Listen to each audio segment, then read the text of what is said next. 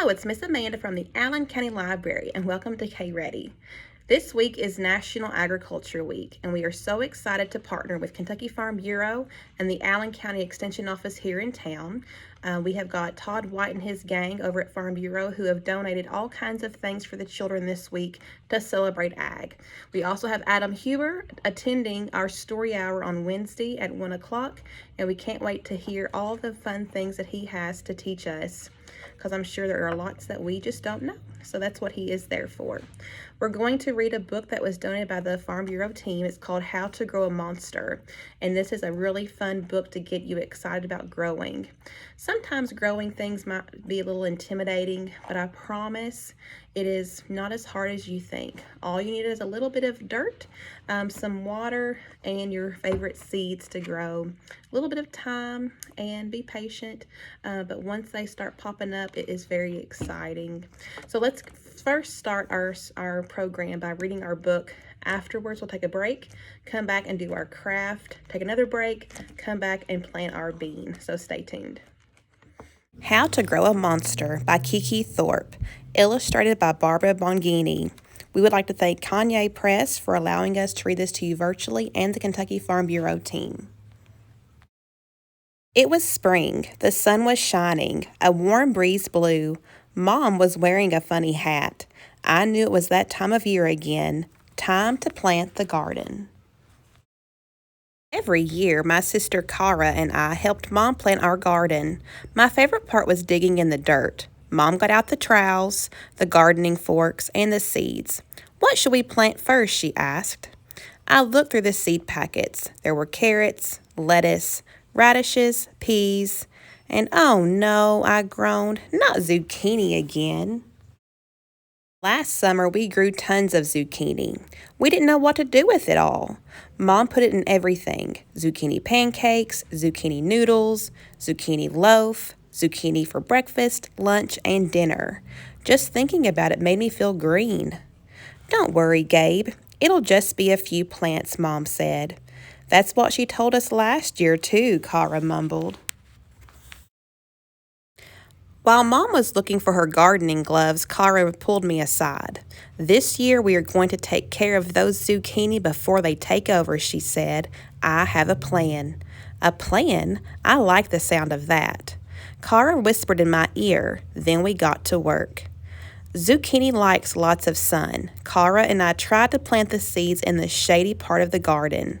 We figured with less sun, the zucchini plants wouldn't grow as well. But Mom noticed. Zucchini go over here, she pointed to a sunny spot. Drat. Don't worry, Cara whispered. I have a plan B. Cara and I were extra helpful in the garden. Every day we watered and weeded. But really we were spies. We were keeping an eye on the zucchini. When the plants sprouted, it was time for action. Cara and I pulled up some of the seedlings.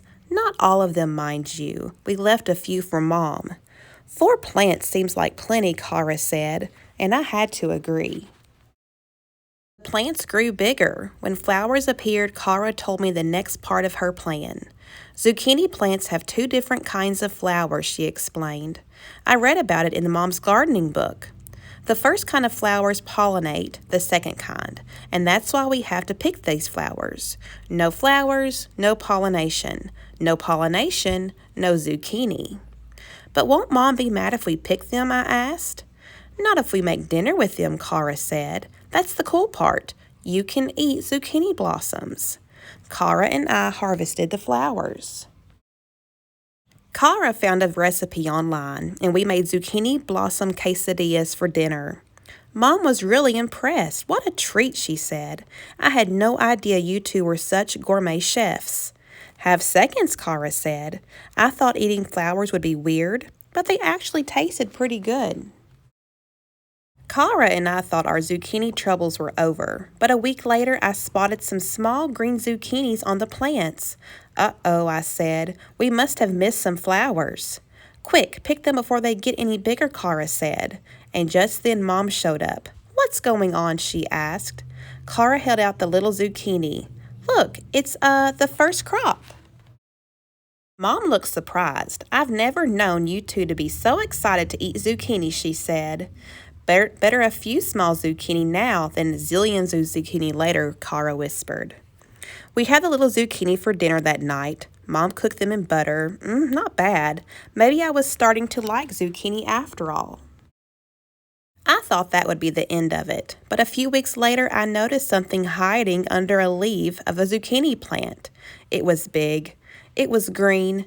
It was, yikes, it's a monster, I yelled. Kara and Mom came running. There beneath the leaves was the biggest zucchini we had ever seen. Kara grabbed the garden shears. She was about to cut the giant zucchini from the vine. Stop, I shouted. What's wrong? Kara asked. Nothing's wrong, I said. It's awesome. The monster zucchini was the coolest thing I'd ever seen in our garden. I couldn't let Kara cut it. I'm going to call it the Green Zook Monster, I said. Greenie for short. You named the zucchini? Kara rolled her eyes. Oh, brother. How big could a zucchini get? I had to find out.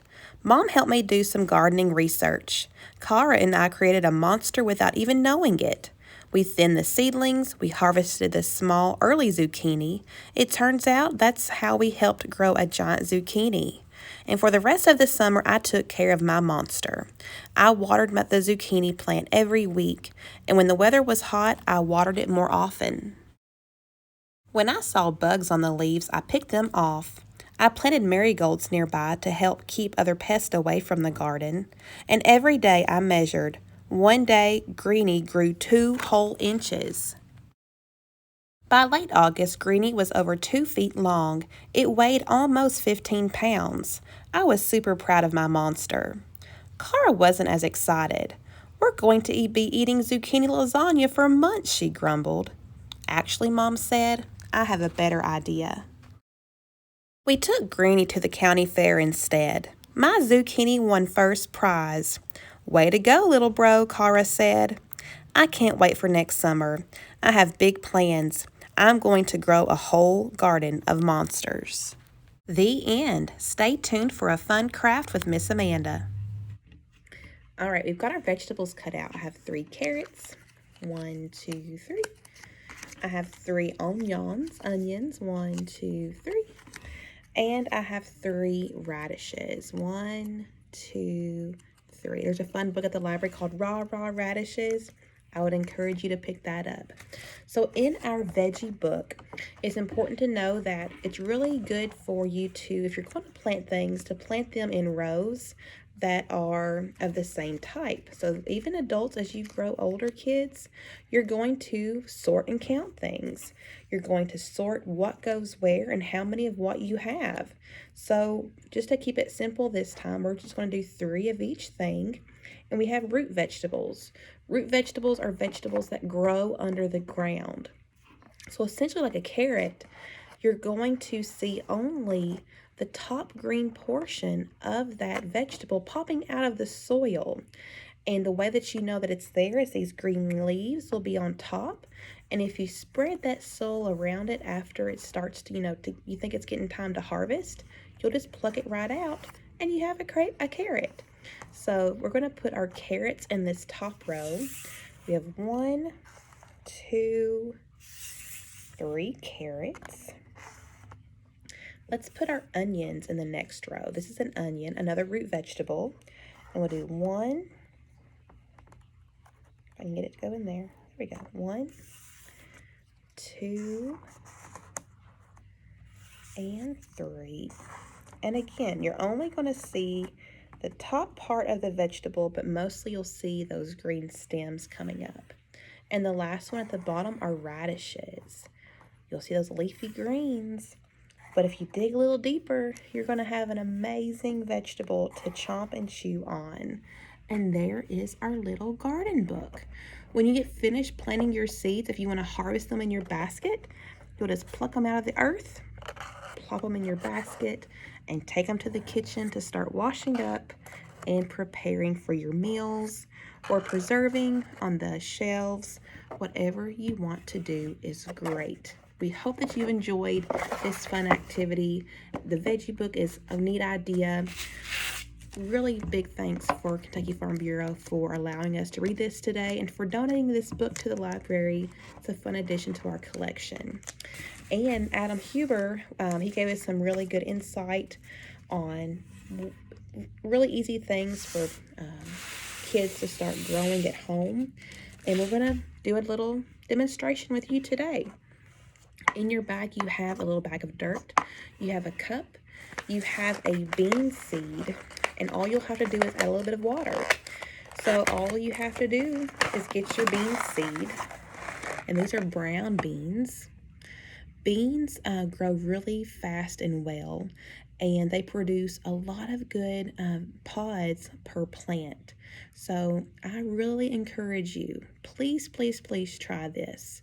Once you get a big enough plant in your cup, transplant that out somewhere. It can be a raised bed, it can be in the direct dirt at your house, but really just tend to it, water it, and start seeing those beans grow.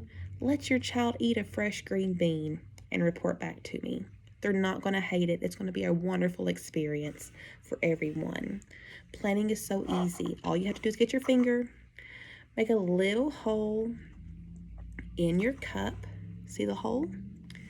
Get your bean, drop it in, and cover it up. Just pinch it over. Don't press too hard or anything. Just pinch it over so we can't see the bean. And then the last thing you'll do is add a little bit of water, just enough that it gets a little wet. You don't want to overwater because sometimes that can create like a mold issue. Make sure it's in a good ventilated area. Outside you've got the breeze. If you're going to do it inside in a windowsill where it can get some energy from the sun, that's great. Just make sure it doesn't dry out completely. Keep it kind of moist, but don't overwater. And in about, let's see what the package says. It says in 50 days you can actually harvest this for beans, but you're going to start seeing little seedlings emerge in a 1 to 2 weeks. So in 7 to 14 days, we should have a little sprout saying hello. And I hope that y'all can make him grow and be strong. Make him your big green monster, okay? Because beans are wonderful, and this book just proves that kids can get involved in things that they may not enjoy at first, but when they see what comes out of it, it's really, really rewarding. We hope you've enjoyed this special edition of K-Ready. Again, thank you to Kentucky Farm Bureau for all that you've done this week to promote agriculture. Happy National Ag Week. Stop by and see us. We'll see you next time. Goodbye.